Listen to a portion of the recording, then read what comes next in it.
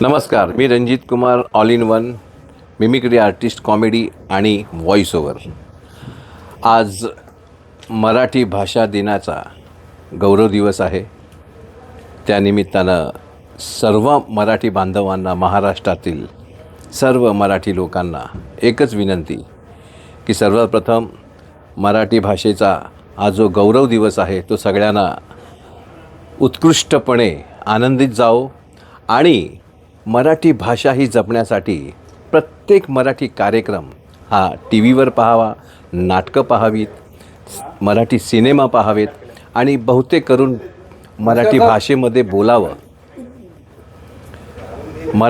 भाषेमध्ये बोलावं.